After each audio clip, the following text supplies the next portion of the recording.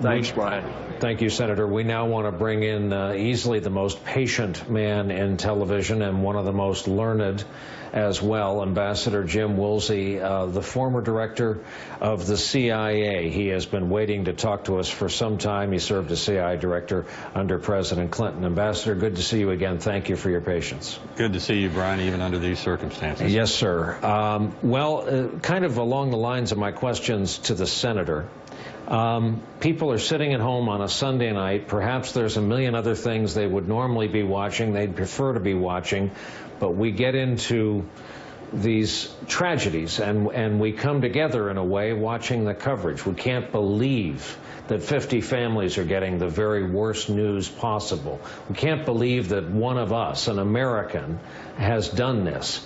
What is your advice as to how this needs to change American society, if at all?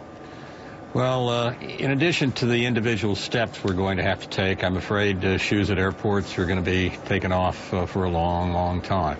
The best thing we can do to honor the people who were killed and their relatives and friends is to stop the next one.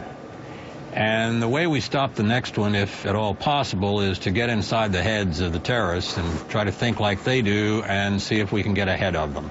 Won't mean that we can guess exactly what they're going to do, but we might get some leverage. For example, the shooter called 9/11 shortly before all this happened, and he said something about the brothers, who were the two who did the Boston Marathon bombing. And in a sense, maybe he was trying to say that I'm about to do this to honor them. They were not all that successful.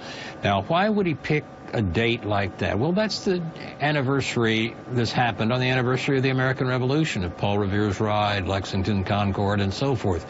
These guys are interested in dates. They're interested in anniversaries. They like to do something in a way which makes us look like we can't protect ourselves even on special occasions.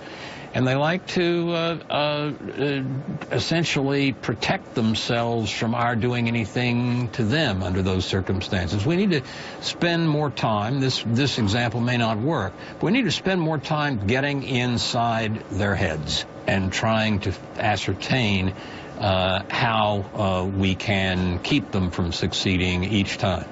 Not to be flip, we've already tried to get inside their computers with a data mining operation that some Americans have found too excessive for a free society. And I guess the question is, how do you find the next security guard who's, brought in periodically by the FBI? They gave him a once-over, they gave him a twice-over, still a private citizen. How do you find the person who's getting the slightest influence from ISIS over the web? He wasn't even, as far as we know, taken aside. He wasn't shunted off to one of those deep, dark corners of the web where they really can radicalize you.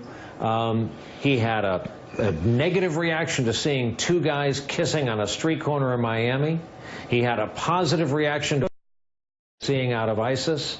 And again, I'm not being argumentative, but that to me just says needle in a haystack.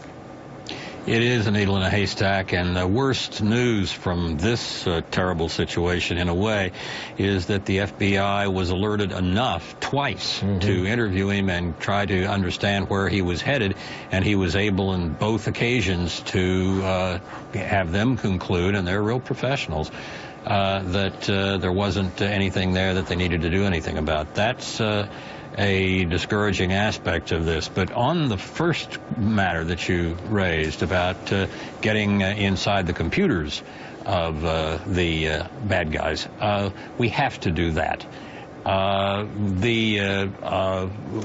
Amazon knows a lot more about what you're buying than the U.S. government does.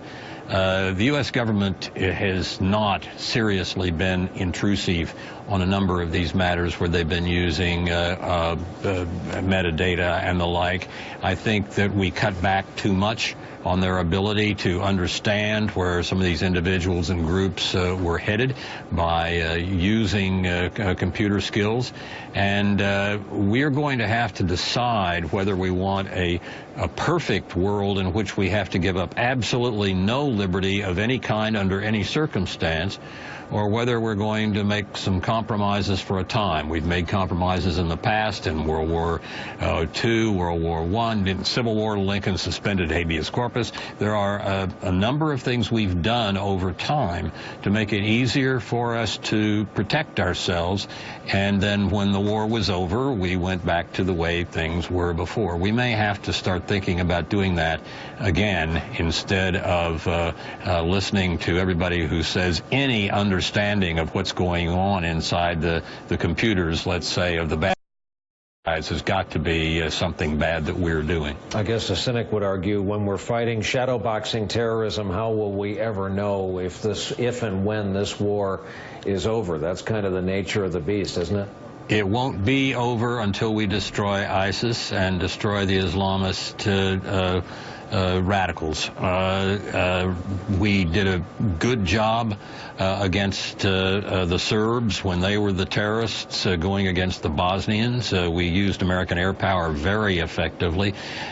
We are going to have to use military power devastatingly against ISIS and in its home territory, and not just sort of fiddling around, a few sorties here, a few sorties there. We're going to have to act like we did in 1999 against the Serbs and take them out.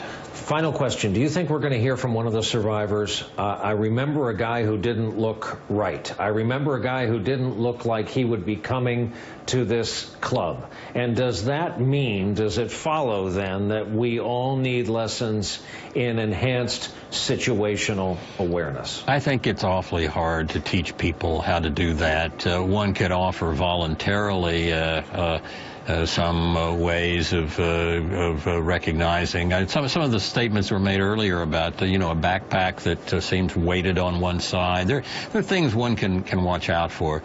But generally speaking, terrorists are going to be, I think, too clever to do that and leave themselves very open to that. We're going to have to get inside their communications systems and be dominant in them. The former keeper of all the secrets, the former head of the CIA, Jim Woolsey, thank you very much for your patience and coming on the air with us tonight.